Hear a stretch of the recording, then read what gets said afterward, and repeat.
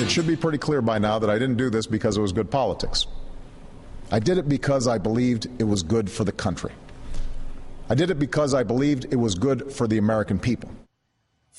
President Obama this afternoon driving home the point, this important point. It's about people, not politics. Since the Affordable Care Act became law, 54 million people have received free preventive services. Nearly 7 million young adults are covered by their parents' insurance, and over 5 million seniors saved $3.7 billion on Medicare drugs. Folks, those aren't just numbers. They represent real people, and American lives will be saved because of it. Joining me now is three people who know firsthand how important today's decision is. Spike Dolomite Ward, a cancer patient who's receiving the care she needs today, thanks entirely to this law. Stacy Ritter, a mother of two girls who were diagnosed with childhood leukemia. She no longer has to worry they'll be denied coverage because of that pre-existing condition. And Louisa McQueenie, the general manager of a small business who supports the Affordable Care Act. Thank you all for joining me today. Thank you. Well, thank you. Thanks for having us. Spike, let me start with you. You said in an article in December of last year that this health care law literally saved your life. How are you doing today? Well, I'm at the end of a very long treatment program for stage 3 breast cancer. I underwent 5 months of intensive chemotherapy, and then 9 days ago, I received a double mastectomy and spent 3 days in the hospital, and I'm pretty confident that the cancer is now out of my body. Wow, and you were able to get this treatment and seek this new leaf in your life because of this act, you're convinced? Yeah, only because of the Affordable Care Act. And it's the PCIP, Pre-Existing Condition Insurance Plan, through the state of California that has given me the best of care. I wanted people to know that this is not government-run health care. It's the absolute best cancer care that any insurance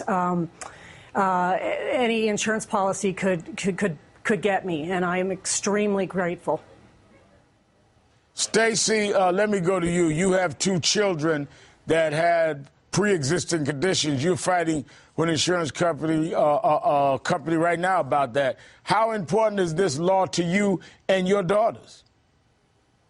This law is extremely important, not only to me and my daughters, but to 350,000 other childhood cancer survivors right now in this country who are now protected from pre-existing condition discrimination. They're able to stay on their parents' coverage till they're 26. They don't have to fall into that gap that they used to fall into when they would age out of their parents' plans. And they don't have to worry about the cap on coverage anymore. So, and eventually there will be an ombudsman in place that will protect families from what I'm going through right now, which is a battle with the insurance company to cover a prescription that my doctors recommend the girls have that the insurance company is now fighting because it's too expensive. Now, Louisa, let me go to you, Louisa McQueenie. You are general manager of a small business, but you support this act. In fact, you have one employee that has just been diagnosed with cancer, I believe. Yes, that is correct. And it's very important that we keep this health care in place for him. Now, why do you feel it's important that it's, as someone in small business, because we're hearing people say small businesses have concerns. You manage one. Why do you take the position that this act is important? Well, our company has always provided health insurance, but the cost, as everybody knows, has skyrocketed in the last 10, 15 years. And this year, finally, our cost has been coming down. We qualified for the tax credit, and our premiums pretty much stayed the same they were last year.